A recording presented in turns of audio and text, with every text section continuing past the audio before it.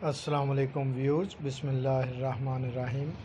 आज की वीडियो में हम ये दाना और ज़रूरी अद्वियात जो हैं वो आपको दिखा रहे हैं कि जो एक चिकन फार्मर के पास होना ज़रूरी है।